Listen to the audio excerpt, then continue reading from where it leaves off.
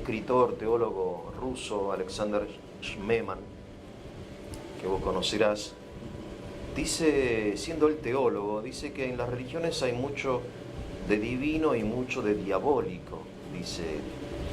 Y cuando uno estudia un poco las religiones, no puede no estar de acuerdo con esa afirmación. Sí, sí, sí. Sobre todo cuando uno considera, por ejemplo, los sacrificios de gente inocente, ¿no? Se buscaban inocentes, se preparaban, qué sé yo, y después se sacrificaban a los dioses. Un poco, creo que en gran parte de las culturas antiguas está presente esto. En el Antiguo Testamento, no, o sea, hay un rechazo de esto, ¿no? Entiendo que el relato del sacrificio de Isaac, en el fondo, es un rechazo de los sacrificios humanos, lo que quiere enseñar Dios. Y después, en el Nuevo Testamento, sucede que el mismo Dios se sacrifica, lo cual realmente es como una inversión total. Es Sí, Dios en que realidad se... hay Bueno, algunos detalles a ver, en el explícame. medio A ver. que Sí. es importante Sí. de comprender de la conciencia religiosa hebrea. Sí, Cuando hablamos de conciencia religiosa, no en un sentido moderno, es decir, de la praxis, ¿no? Sí, sí. Siempre tenemos que pensar que son cosas concretas, ¿no? Nosotros en Occidente solemos pensar que la fe es una manera de pensar. claro, sí. La fe en Oriente es una manera de actuar.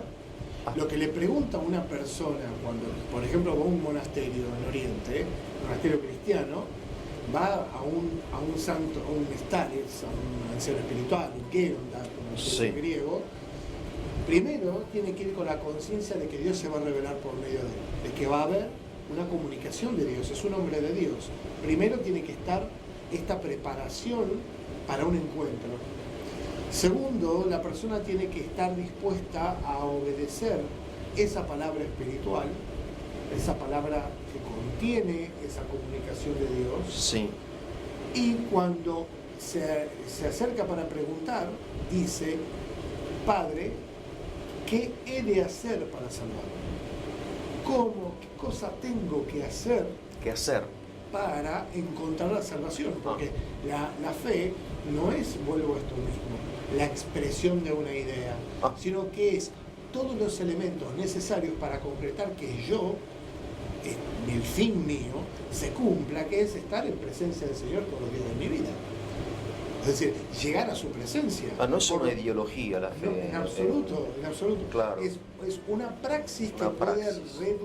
puede obviamente, suscitar una reflexión. Claro. Mira. Por eso nosotros tenemos los mandamientos del Antiguo Testamento, después de ahí surgieron las aplicaciones prácticas de los rabinos, el modo en el cual, luego de ahí surge podemos decir, lo que sería midrash, una midrashim, una tradición, una explicación de los sagrados, que es lo que nosotros diríamos comentario teológico, que es lo que hace San Pablo cuando dice, cuando nuestros padres iban por el desierto, los seguía una piedra. Eso es una tradición rabínica. Y esa piedra era Cristo. Está haciendo un midrashim. Midrash está explicando de una manera espiritual una experiencia tradicional pasada de boca en boca que tenía el mismo valor desde un punto de vista que la palabra escrita. Ahora bien, nosotros llegamos a un punto en el cual se va profundizando en la conciencia religiosa hebrea al punto de considerar que la Torá, la ley, podemos decir la palabra, estaba sentada junto a Dios y que la Torá no era una cosa sino que era alguien. Entonces, esto implica que cuando, sobre todo a partir de la época de los macabeos, en el cual podemos ver una expresión heroica, martirial, de dar testimonio con la sangre del que tiene fe de que es verdad aquel a quien creemos, surge esta idea de santificar el nombre. ¿Sí? Cuando nosotros decimos, Padre nuestro, que estás en los cielos, santificado sea tu nombre, estamos diciendo, Señor, dame la oportunidad de verter mi sangre en tu nombre. Que yo Pero ¿por sea qué el hecho, nombre? ¿Por qué no dice santificado sea vos? Dice tu nombre. No, nombre en hebreo, Shem, es la expresión de algo que es. El Por nombre eso- es la por eso- expresión hay- de Por algo eso que hay es. tanto cuidado con la palabra, Bien. porque la palabra hace presente las cosas. Ah. ¿Sí? Justo estaba mirando un video sobre China, por ejemplo, y en China la gente no habla de cosas negativas porque no quiere que se hagan presentes. En nuestro campo, cuando por ejemplo hay una víbora, una yarara, no se la nombra, se dice la bicha, para que no se haga presente. Mira.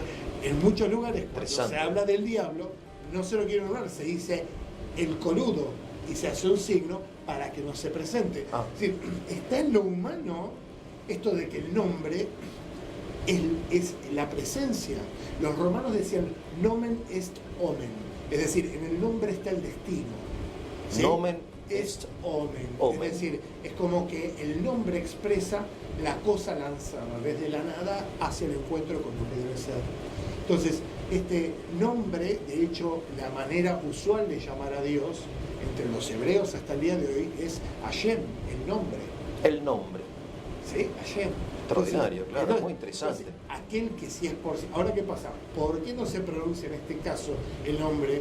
Porque la pronunciación del nombre denota posesión.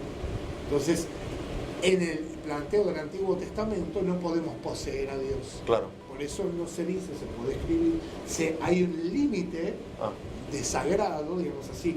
Pudiéramos expresarlo con una ecuación, así como una línea que se acerca infinitesimalmente, pero nunca se liga o identifica. Bien. Delante de eso, la criatura sigue siendo criatura y no puede poseer a su creador. Ahora, con el tema del nombre volvemos Ahora, a lo del perdón, símbolo también, ¿o no? Acá es donde está la Sí, cuestión sí. tan importante para nuestra hermenéutica. No Sí. solo estamos hablando de que la fe traslada el sacrificio humano para contentar a los demonios, ¿sí? el de obtener el intercambio, porque la vida humana sea un sacrificio, un hacerse sagrado hacia Dios.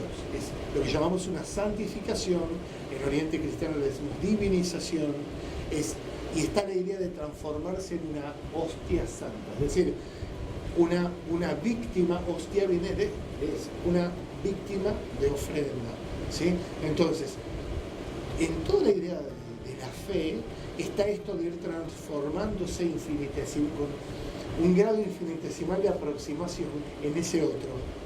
Es lo que es la divinización. Lo que decía San Ireneo en el siglo II, Dios se hizo hombre para que el hombre se haga Dios. La fe nuestra consiste... Así decía San así, Ireneo. literalmente. Dios Dios se hizo hombre, sí, o es sea, decir, Cristo. Él asumió la humanidad en Cristo. Bien. Para que nosotros, al unirnos a Cristo, seamos transformados en Dios sin dejar de ser hombres. Bien. ¿Sí? Ahora bien, ahí es Sí. donde también queda otro tema, y es, seréis como dioses, es aquello que utilizó el demonio para tentar a Adán y Eva. Sí.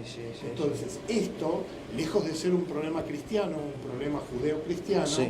está en todas las religiones y en toda la expresión humana, Sí. esto de que hay algo que no solo es sagrado, no solo hay algo que es profano, sino que hay algo que está separado por destrucción, por condenación, podemos decir. Ah. Hay un estadio inferior Sí. de negación, de ser razón, de la Algo criatura. infernal, digamos, Exactamente. diabólico.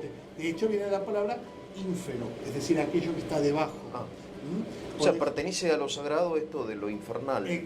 por Es una reflejo- categoría de lo sagrado. Por reflejo, cuando aparece justamente lo sagrado y cuando podemos acceder a la conciencia de lo sagrado, Sí. aparece la conciencia del pecado, la conciencia de que el límite no es solo fáctico, sino que también es etiológico. Es decir, no se puede hacer cualquier cosa, no solo porque pueda, sino algunas porque no debo. Se puede ascender, se puede descender también. Sí, exactamente.